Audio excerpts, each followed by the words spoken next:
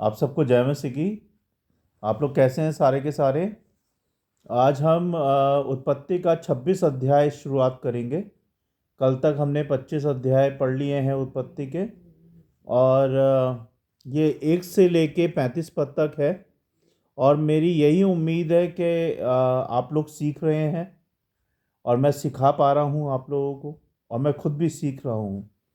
और आप जो ये वचन सीख रहे हैं, इनको सिर्फ सुन के बैठ नहीं जाना है, इनको सुन के इस पे चलना है, दूसरों को बताना है ना, दूसरों को सिखाना है, इस वीडियो को शेयर करना है। तो ये नहीं कि आप लोग सुने देखें और बस, ऐसा नहीं करना है। विश्वास एक्शन से बढ़ता है, ना कि बिना एक्शन के बढ़ता है। तो जब तक आप इसको देख के सुन के इस पे चलेंगे नहीं खुद, और फिर दूसरों को बताएंगे नहीं, तो परमेश्वर की आशीष आप नहीं पा पाएंगे। तो इससे पहले कि हम लोग अध्याय में जाएं, 26 अध्याय में, आइए हम प्रार्थना करते हैं। सर्वशक्तिमान हमारे अनुग्रहकारी पिता, हम धन्यवाद देते हैं प्रभु पूरे दिन के लिए, कि पूरा दिन आपने हमारी रक्षा की, सुरक्षा बांधी, हमें संभाला, हमें सुबह से शाम तक जिंदा रखा प्रभु, रोटी खिलाई,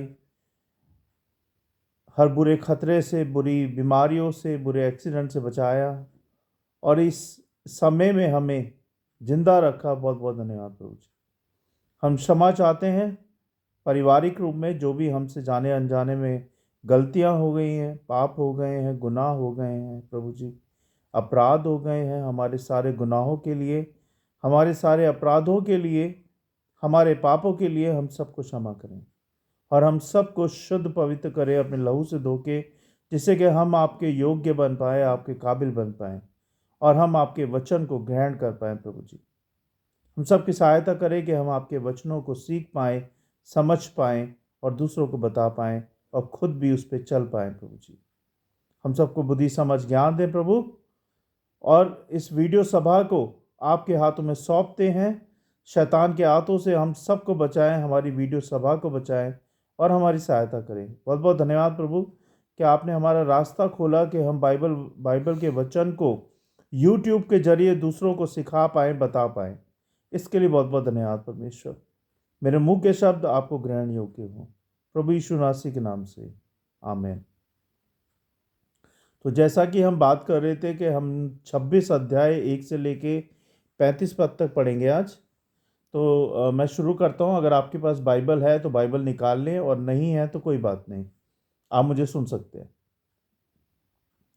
तो 26 अध्याय पहला पद ये कहता है, और उस देश में अकाल पड़ा, वह उस पहले अकाल से अलग था जो इब्राहिम के दिनों में पड़ा था। सो इसहाक गरार को फलिस्तियों के राजा अबीमेलेक के पास गया।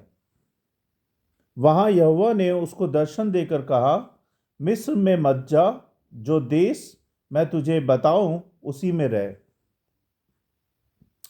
तू इसी देश में रह, और मैं तेरे संग रहूंगा, और तुझे आशीष दूंगा, और ये सब देश मैं तुझको और तेरे वंश को दूंगा, और जो शपथ मैंने तेरे पिता इब्राहिम से खाई थी, मैं उसे पूरा करूंगा। और मैं तेरे वंश को आकाश के तारागण के समान करूंगा, और मैं तेरे वंश को ये सब दूंगा, ये सब देश दूंगा, और पृथ्वी की सारी जातियां तेरे वंश के कारण अपने को धन्य मानेंगी, क्योंकि इब्राहिम ने मेरी मानी, और जो मैंने उसे सौंपा था उसको, और मेरी आज्ञाओं, विधियों और व्यवस्था का पालन किया। इसहाक गरार में रह गया। जब उस स्थान के लोगों ने उसकी पत्नी के विषय में पूछा, तब उसने ये सोचकर कि यदि मैं उसको अपनी पत्नी कहूँ तो यहाँ के लोग रिबका के कारण, जो परम सुंदरी है, मुझको मार डालेंगे, उत्तर दिया, वह तो मेरी बहन है। जब उसको वहां रहते बहुत दिन बीत गए, तब एक दिन फलिस्तियों के राजा अबीमेलेक ने खिड़की में से झांक के देखा कि इसहाक की अपनी पत्नी रिबका के साथ क्रीड़ा कर रहा है। तब अबीमेलेक ने इसहाक को बुलवाकर कहा, वह तो निश्चय तेरी पत्नी है, फिर तूने क्यों कर उसको अपनी बहन कहा? इसहाक ने उत्तर दिया, मैंने सोचा था कि ऐसा ना हो कि उसके कारण मेरी मृत्यु हो जाए। अबीमेलेक ने कहा, तूने हमसे ये क्या किया? ऐसे तो प्रजा में से कोई तेरी पत्नी के साथ सहज कुकर्म कर सकता है, और तू हमको पाप में फंसाता। और अबीमेलेक ने अपनी सारी प्रजा को आज्ञा दी कि जो कोई उस पुरुष को व उस स्त्री को छुएगा, सो निश्चय मार डाला जाएगा। फिर इसहाक ने उस देश में जोता बोया और उसी वर्ष में 100 गुना फल पाया, और यहोवा ने उसको आशीष दी। वह बढ़ा और उसकी उन्नति होती चली गई, यहाँ तक कि वह अति महान पुरुष हो गया।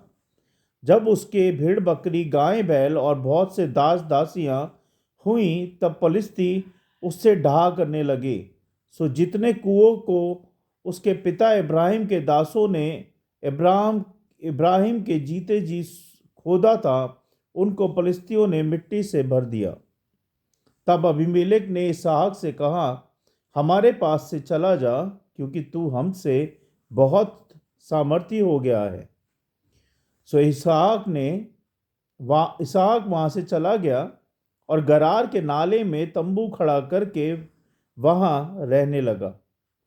तब जो कुएं उसके पिता इब्राहिम के दिनों में खोदे गए थे और इब्राहिम के मरने के पीछे पलिश्तियों ने भर दिए थे, उनको इसहाक ने फिर से खुदवाया और उनके वे ही नाम रखे जो उसके पिता ने रखे थे। फिर इसहाक के दासों को नाले में खोदते खोदते बहते जल का एक सोता मिला। तब गरारी चरवाहों ने इसहाक के चरवाहों से झगड़ा किया और कहा कि ये जल हमारा है। सो उसने उस कुएं का नाम एसेक रखा, इसलिए कि वे उससे झगड़े थे। फिर उन्होंने दूसरा कुआं खोदा और उन्होंने उसके लिए भी झगड़ा किया, सो उसने उसका नाम सित्रा रखा। तब उसने वहां से कूच करके एक और कुआं खुदवाया और उसके लिए उन्होंने झगड़ा ना किया। सो उसने उसका नाम यह कहकर रहोबोत रखा कि अब तो यहोवा ने हमारे लिए बहुत स्थान दिया है और हम इस देश में फलेंगे फूलेंगे। वहां से बेसरबा को गया और उसी दिन यहोवा ने रात को उसे दर्शन देकर कहा, मैं तेरे पिता इब्राहिम का परमेश्वर हूँ, मत डर, क्योंकि मैं तेरे साथ हूँ और अपने दास इब्राहिम के कारण तुझे आशीष दूंगा और तेरा वंश बढ़ाऊंगा। तब उसने वहां एक वेदी बनाई और यहोवा से प्रार्थना की और अपना तंबू वहीं खड़ा किया, और वहां इसहाक के दासों ने एक कुआं खोदा। तब अबीमेलेक अपने मित्र अहुजुत और अपने सेनापति पीकोल को संग लेकर गरार से उसके पास गया। इसहाक ने उससे कहा, तुमने मुझसे बैर करके अपने बीच से निकाल दिया था, सो अब मेरे पास क्यों आए हो? उन्होंने कहा, हमने तो प्रत्यक्ष देखा है कि यहोवा तेरे साथ है, सो हमने सोचा कि तू तो यहोवा की ओर से धन्य है। सो हमारे तेरे बीच में शपथ खाई जाए और हम तुझसे इस विषय की वाचा बंधाएं कि जैसे हमने तुझे नहीं छुआ, वरन तेरे साथ नीरी भलाई की है और तुझको कुशल क्षेम से विदा किया, उसके अनुसार तू भी हमसे कोई बुराई ना करे। तब उसने उनकी जेवनार की और उन्होंने खाया पिया। बिहान को उन सबों ने तड़के उठकर आपस में शपथ खाई। तब इसहाक ने उनको विदा किया और वे कुशल क्षेत्र से उसके पास से चले गए। उसी दिन इसहाक के दासों ने आकर अपने उस खोदे हुए का वृत्तांत सुना के कहा कि हमको जल का एक सोता मिला है। तब उसने उसका नाम शिबा रखा। इसी कारण उस नगर का नाम आज तक बरशेबा पड़ा है। जब एसाव 40 वर्ष का हुआ, तब उसने हित्ती बेरी की बेटी यहूदित और हित्ती एलोन की बेटी बासमत को ब्याह लिया। और इन स्त्रियों के कारण इसहाक रिबका के मन को खेद हुआ। परमेश्वर के वचन को पढ़े जाने और सुने जाने पर आशीष दे। हमने 1 से लेके 35 पद तक पढ़ा है उत्पत्ति आपका 26 अध्याय। आइए हम देखते हैं कि ये 26 अध्याय हमें क्या सिखाता है। आज 26 अध्याय इसहाक के जीवन की महत्वपूर्ण घटनाओं को बताता है, जिसमें परमेश्वर की प्रतिज्ञाएं और आज्ञाकारिता और परमेश्वर के आशीर्वाद का एक प्रमुख रूप दिखाई देता है। इसमें जो महत्वपूर्ण सीखने की चीज है वो ये है, पहला, परमेश्वर अपनी प्रतिज्ञाओं को पूरा करता है। अब्राहम के प्रति की गई प्रतिज्ञाएं इसहाक पर भी लागू हुई, है ना। जो प्रतिज्ञाएं परमेश्वर ने अब्राहम के साथ की थी, वही प्रतिज्ञाएं इसहाक पे भी लागू की गई, जिससे यह सिद्ध होता है कि परमेश्वर अपनी वाचा को निभाने वाला है। अपनी वाचा को कभी वो तोड़ता नहीं है। जो परमेश्वर ने बोल दिया वो होके रहेगा, है ना। जैसे परमेश्वर ने अब्राहम से वाचा बांधी थी, ऐसी उन्होंने इसहाक से वाचा बांधी और उसको पूरा किया। दूसरा, विश्वास और आज्ञाकारिता आशीर्वाद लाती है। क्या लाती है? आशीर्वाद लाती है। इसहाक ने परमेश्वर की आज्ञा मानी और गरीबी के समय में भी परमेश्वर ने उसे 100 गुना फसल दी। क्या दी? 100 गुना फसल दी। और क्यों दी? क्योंकि वो विश्वास करता था परमेश्वर पर, जैसे अब्राहम ने किया है, और वो आज्ञाकारिता था परमेश्वर का। आज्ञा को मानता था वो परमेश्वर की। कोई ऐसी बात नहीं करता था जिससे कि उसे परमेश्वर की नज़रों में लज्जित होना पड़े। लेकिन हम लोग करते हैं। हम लोग बाइबल पढ़ते हैं, हम लोग वचन सुनते हैं, पढ़ते हैं और देखते भी हैं कि कैसे जो सच्चा विश्वास करता है, जैसे कि इब्राहिम ने किया, इसहाक ने किया, तो ये लोग बढ़ते हैं। लेकिन हम लोग कई बार वचन को पढ़ते सुनते हुए भी गुनाह कर देते हैं। कभी कभी जानबूझ के, कभी अनजाने में, लेकिन हम गुनाह कर देते हैं। हम आज्ञाकारिता तोड़ देते हैं। आजकल तो मोबाइल का ज़माना है, तो मोबाइल में उल्टी पुल्टी चीज़ें भी आती हैं और सही चीज़ें भी आती हैं, है ना।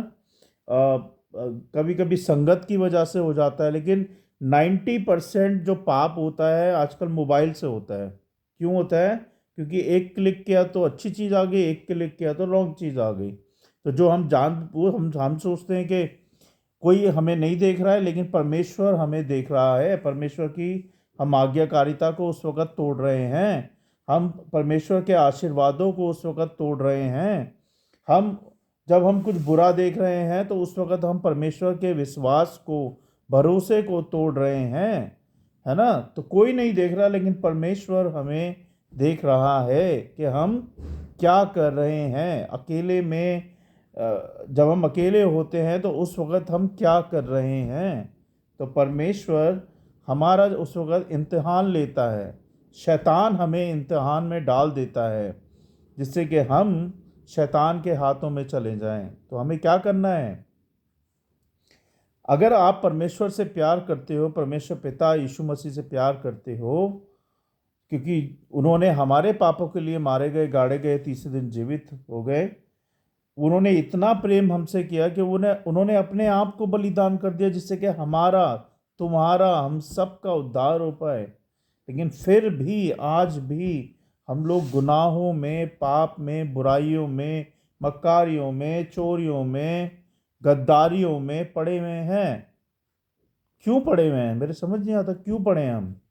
जब परमेश्वर ने हमारे लिए, हमारे पापों के लिए अपना बलिदान दिया, उन्होंने हमें सिखाया कि अपने पड़ोसियों से भी प्रेम करो, अपने आप से प्रेम करो, सही काम करो, बुरे कामों को छोड़ दो। वो वो मनुष्य बन के इस धरती पर रहे और उन्होंने एक भी पाप नहीं किया, पवित्र रहे, कभी कोई गुनाह नहीं किया उन्होंने, कभी कोई गलत बात नहीं बोली, हमेशा सच बोला उन्होंने। तो जब वो कर सकते तो आप क्यों नहीं कर सकते? परमेश्वर पिता ने आपको वचन दिया है, आपको शिक्षा दी है, आपको मार्ग दिया है, और सबसे बड़ी बात, पिता परमेश्वर ने आपको यीशु मसीह दिए हैं, जिनके द्वारा आप सीधे रास्ते पे, सीधे मार्ग पे चल सकते हो। तो क्यों नहीं चलते आप लोग? चलना चाहिए। जब आप परमेश्वर की आज्ञाकारिता में, विश्वास में चलोगे, तो परमेश्वर की आज्ञाकारिता और विश्वास आपके लिए बहुताई से आशीर्वाद लेके आती है, और वो आशीर्वाद आपको 100 गुना फसल, 100 गुना फल, 100 गुना बरकत, 100 गुना आशीषें देती है ना?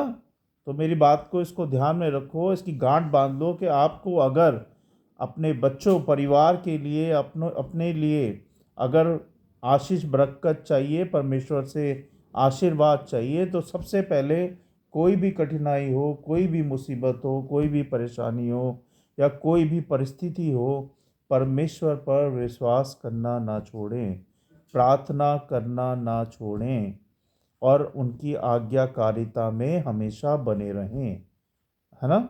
उनकी बातों को माने, इग्नोर मत करें किसी बात को। जब आप इग्नोर करेंगे तो आप शैतान के हाथों में फंस जाएंगे, और शैतान फिर आपका ऐसा हाल करेगा कि आप सोच भी नहीं सकते, है ना? इसलिए आज से ही, अभी से गांठ बांध लो कि आपको परमेश्वर की आशीषों में रहना है कि शैतान की आशीषों में रहना है। दो बातें हैं, परमेश्वर की आशीषों में रहना है कि शैतान की आशीषों में रहना है। परमेश्वर की आशीषों से आपको आशीर्वाद मिलेगा, और शैतान की आशीषों से आपको क्या मिलेगा? मौत मिलेगी, मृत्यु मिलेगी। इसीलिए परमेश्वर में बनो और बनते जाओ। तीसरा हम सीखेंगे, तीसरा हम क्या, दूसरा हमने पढ़ा विश्वास और आज्ञाकारिता। तीसरा, परमेश्वर हमारी रक्षा करता है कि नहीं करता? जब इसहाक ने अबीमेलेक के देश में जाकर असुरक्षा के कारण झूठ बोला कि रिबका उसकी बहन है, तब भी परमेश्वर ने उसको कोई हानि नहीं होने दी। हर हानि से उसको बचाया। हानि का मतलब समझते हो? हर प्रॉब्लम से, हर परेशानी से, हर एक्सीडेंट से उसको बचाया, और ये आज भी होता है। हम कई बार, जैसे कभी मैंने बताया, कई बार हम कितने के बड़े बड़े झूठ बोल जाते हैं, है ना? कभी कभी हम अपने को बचाने के लिए, अपने बातों को बचाने के लिए, अपनी इज्जत को बचाने के लिए, हम कई बार बहुत बड़े बड़े झूठ बोल जाते हैं। बोलते कि नहीं बोलते? और लेकिन फिर भी परमेश्वर हमें माफ़ कर देता है जब हम माफ़ी मांगते हैं उनसे। इसका मतलब ये नहीं है कि you will repeat your sins again and again. आपको अपने पापों को रिपीट नहीं करना है, बार बार नहीं करना है। परमेश्वर आपको इसका मतलब ये नहीं कि वो माफ़ करते आ रहे तो आप पाप करते जाओगे, करते जाओगे, करते जाओगे। नहीं, एक लिमिट होती है हर चीज़ की, है ना? घड़ा भी जब भरते हैं तो उसकी भी एक लिमिट होती है कि कहाँ तक घड़े को भरना है। ऐसे ही जब हम खाना खाते हैं तो एक पेट की लिमिट होती है कि हमारे पेट को कहाँ तक भरना है ना? तो ऐसे ही पाप की भी एक लिमिट है। ये इसका मतलब ये नहीं कि आप बार बार पाप करते जाओगे। पाप से दूर रहो, बुराई से दूर रहो, झूठ से दूर रहो। जब भी बोलो सच बोलो, और सच का साथ दो, ईमानदारी से रहो, और परमेश्वर आपको बहुताई से बहुत बहुत आशीष देंगे। चौथी बात, चौथी बात ये, आजकल धैर्य तो है नहीं। धैर्य और नम्रता सफलता की कुंजी है। इस पे मैं बात करूंगा अभी, धैर्य पे, क्योंकि मेरे साथ तो रोज होता है ये। इसहाक ने जब जल के कुओं को लेकर झगड़े देखे, तो उसने झगड़े से बचने के लिए शांति से आगे बढ़ना चुना, है ना? और परमेश्वर ने उसे और अधिक आशीषें दी। क्या लिखा है यहाँ पे? इसहाक ने जब जल के कुएं को लेकर झगड़े देखे तो उसने झगड़े से बचने के लिए शांति से आगे बढ़ना चुना। देखा कितना उसने यहाँ पे चतुराई का काम किया, धैर्य का काम किया और नम्रता का काम किया। आजकल वो ज़माना नहीं है, आजकल कोई एक चांटा मार देता है, आप 10 चांटे मार दोगे। आजकल कोई एक बोल देगा, आप 10 सुना दोगे, है ना। आजकल धैर्य नहीं है, ना घर में और ना बाहर। आप मैं रोज़ निकलता हूँ ऑफिस के लिए, मेरा ऑफिस छतरपुर में है, और जब मैं निकलता हूँ तो मैं देखता हूँ किसी के पास भी धैर्य नहीं है।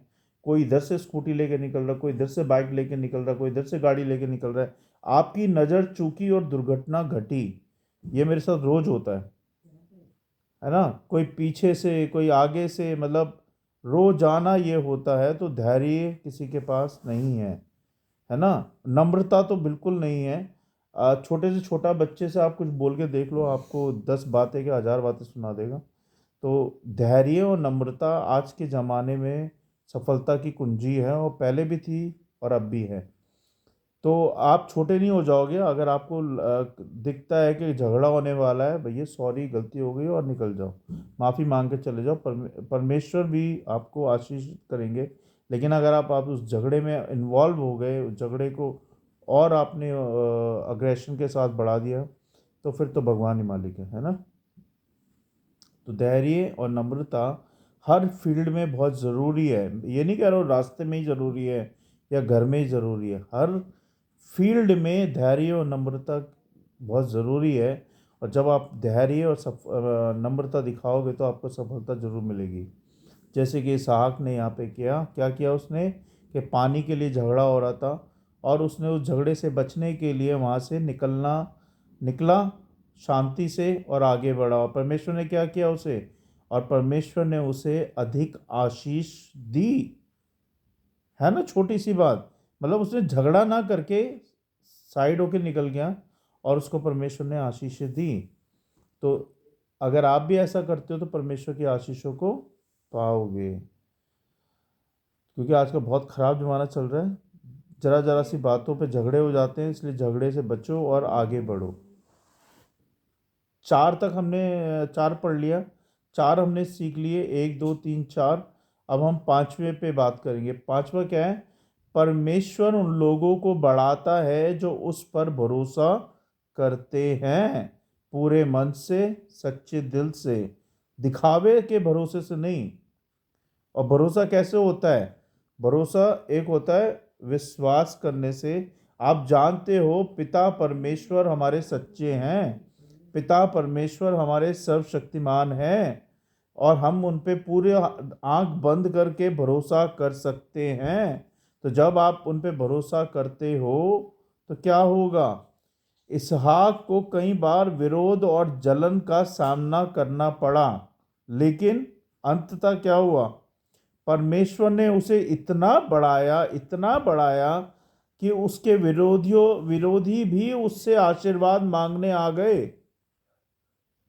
क्या बोलते हैं विरोधी उससे आके, अरे भाई तू तो परमेश्वर का बंदा है, परमेश्वर तेरे साथ हैं, तो हमने सोचा कि क्यों ना हम भी आपसे आशीर्वाद ले लें, है ना।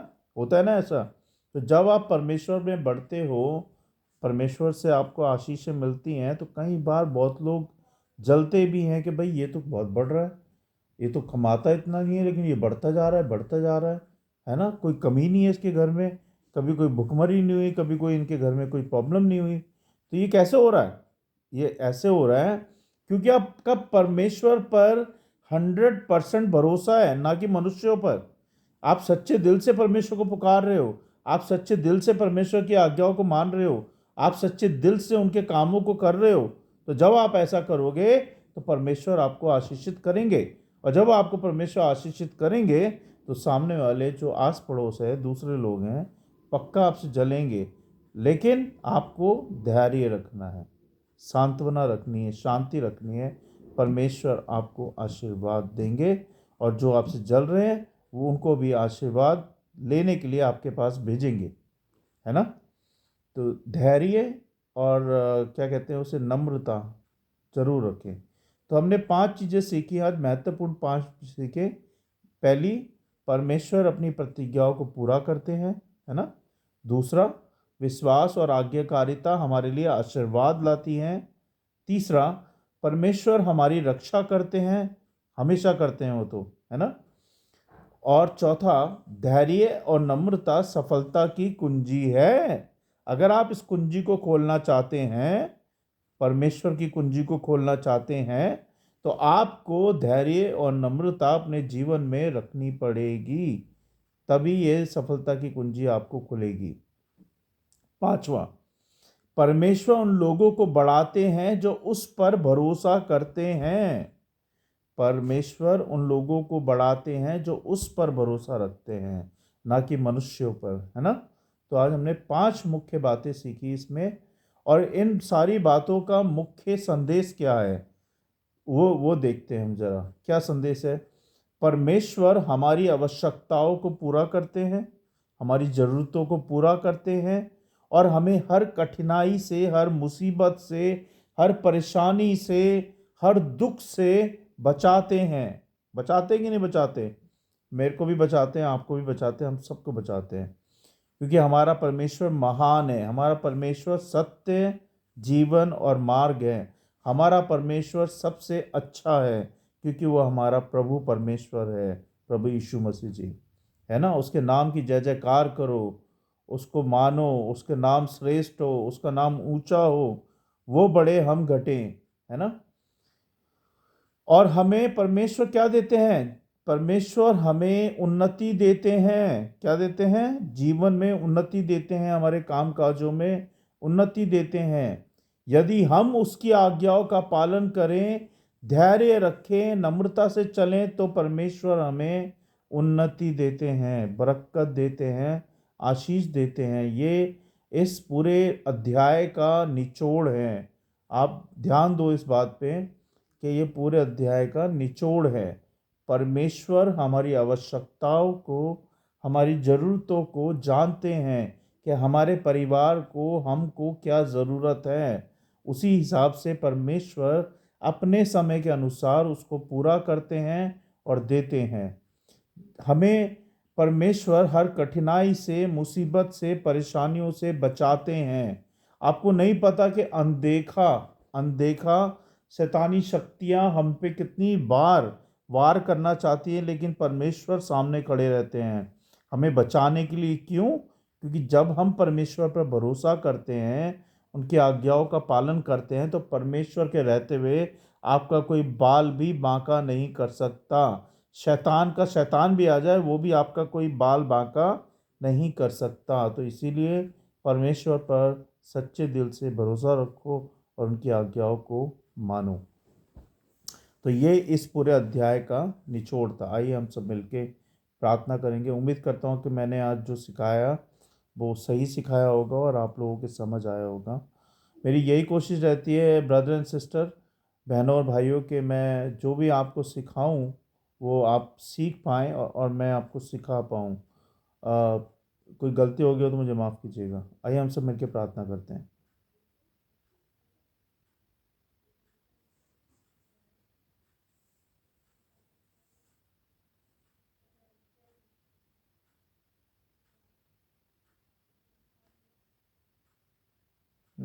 आइए हम सब मिलकर प्रार्थना करेंगे। पिता परमेश्वर, हम धन्यवाद देते हैं आपके वचनों के लिए, और मुझे माफ़ कीजिएगा अगर मैंने गलती से कोई अपशब्द बोल दिया हो तो मुझे माफ़ कीजिएगा। सच में प्रभु, आपका वचन और आप सच्चे हैं, जो हमें सिखाता है प्रभु कि कैसे इब्राहिम ने, इसहाक ने आपकी बातों को माना, शांति रखी, धैर्य रखा, और उन्हें आपकी आशीषों का आशीर्वाद मिला प्रभु। ऐसे ही प्रभु हम सबको बनाए, हम सबको भी इब्राहिम और इसहाक की तरह बनाए प्रभु। हम सबको भी आप पे भरोसा करना सिखाएं प्रभु। हम सबको भी आपकी आज्ञाकारिता में बढ़ाएं प्रभु जी। हम आपकी आज्ञा मानने वाले बने प्रभु, ना कि इग्नोर करने वाले बने प्रभु। हम सब धैर्य से, शांति से, विश्वास में आपके बढ़ते जाएं प्रभु जी। हर कठिनाई में आप हमारा साथ देते हैं, तो हर मुसीबत में, हर परेशानी में, हर कठिनाई में हम आप पे भरोसा कर पाएँ, ऐसा होने दे प्रभु जी। ना कि मनुष्य पे करें, बल्कि हम आप पे भरोसा कर पाएँ प्रभु जी, ऐसा होने दे प्रभु। शैतान तो चाहता है प्रभु कि हम भटक जाएं, मर जाएं, कट जाएं, छट जाएं, लेकिन आप हमारी सहायता करते हैं। आप हमें हमें बचाते हैं हर परेशानी से, हर कठिनाइयों से, मुसीबतों से, हर एक्सीडेंट से, बुरे खतरों से प्रभु। इसके लिए धन्यवाद परमेश्वर। होने दे प्रभु कि हम भी, जो लोग मुझे सुन रहे हैं, देख रहे हैं, और जो मेरे साथ हैं, हम सबको भी प्रभु इसहाक और इब्राहिम की तरह बना। हम सबको भी प्रभु सांत्वना और धैर्य रखना सिखा प्रभु। हम सबको भी प्रभु अपने विश्वास में, भरोसे में बढ़ा प्रभु। हम सबको भी प्रभु सिखा प्रभु कि हम कैसे आपके आज्ञाकारिता में, आपके विश्वास में, आपके वचनों में, आपकी महिमा में, आपके आपके बातों में बढ़ते जाएं प्रभु जी। हम सब की सहायता मदद करें। बहुत बहुत धन्यवाद प्रभु आज के वचनों के लिए। मुझे बहुत अच्छा लगा आज के वचन पढ़ के, सुन के, सिखा के। बहुत अच्छा लगा प्रभु। इसके लिए, मन की शांति के लिए धन्यवाद परमेश्वर। धन्यवाद प्रभु कि मैं भी सीख रहा हूँ प्रभु। मुझे भी सिखाएं परमेश्वर, और जो मुझे सुन रहे हैं, देख रहे हैं, उनको भी सिखाएं प्रभु जी। बहुत बहुत धन्यवाद आपके वचनों के लिए, आपकी सारी आशीषों के लिए, सारी बातों के लिए। हमारी आत्माओं को बल दे प्रभु कि हम उस बल से आपके वचनों को सीख पाएं, आपके वचनों को समझ पाएं, और दूसरों को बता पाएं, और दूसरों के साथ आपका गॉस्पल शेयर कर पाएं। ऐसा होने दे प्रभु जी। इस वचन की रखवाली करें, इस वचन की 100 गुना नहीं, करोड़ों गुना रखवाली करें प्रभु जी। और जो लोग मुझे देख रहे हैं प्रभु, उन अगर किसी भाई या बहन को दुख, मुसीबत है, परेशानी है, वो यीशु नासरी के नाम से ठीक हो जाए। और जिसके पास जॉब नहीं है, कामकाज नहीं है, उसको कामकाज मिल जाए यीशु नासरी के नाम से प्रभु। और जिनके बच्चे बीमार हैं या खुद बीमार हैं, वो यीशु नासरी के नाम से चंगे हो जाएं प्रभु जी। उन सब की सहायता करें जो जो उम्मीद के साथ, विश्वास के साथ आपकी प्रार्थना को सुन रहे हैं, देख रहे हैं, और आपके वचनों को सीख रहे हैं प्रभु। उन सब की सहायता मदद करें परमेश्वर। बहुत बहुत धन्यवाद प्रभु आज के दिन के लिए, आज की बातों के लिए, और सारे वचनों के लिए, और सब आशीषों के लिए प्रभु। बहुत बहुत धन्यवाद। मैं इस सभा को, इस वीडियो सभा को, और उस उत्पत्ति के 26 अध्याय को, और हम सब को, और इस प्रार्थना को आपके हाथों में सौंपता हूँ प्रभु। आप दे के संभालें प्रभु यीशु मसीह के नाम से। आमीन, आमीन। धन्यवाद प्रभु जी। तो आप सबका धन्यवाद। पिता परमेश्वर का धन्यवाद कि पिता परमेश्वर ने आज का दिन दिया, कि हमने पिता परमेश्वर की वर्शिप की, वचन सीखा, प्रार्थना की। इसके लिए बहुत बहुत धन्यवाद। आप सब, गॉड ब्लेस यू ऑल। जय मसीह की। और मेरी आप सबसे ये दरख्वास्त, रिक्वेस्ट है कि अगर आपको ये वीडियो पसंद आता है, वचन पसंद आते हैं, प्लीज़ दूसरों के साथ शेयर करें इस वीडियो को, और पूरा वीडियो देखें। क्योंकि पहले हम वचन पढ़ते हैं, उसके बाद हम वचन के कंक्लूज़न पे जाते हैं, यानी कि निष्कर्ष पे जाते हैं। तो अगर आपने शुरू के थोड़े से चीज़ देखी और आपने बाद की चीज़ नहीं देखी, तो आपको कुछ समझ में नहीं आएगा। इसलिए रिक्वेस्ट है, पूरा वीडियो देखें, तभी आपको सारी चीज़ें समझ में आएंगी। कल हम फिर मिलते हैं 27 अध्याय के साथ। तब तक के लिए गुड नाइट। जय मसीह की। God bless you all. Thank you so much.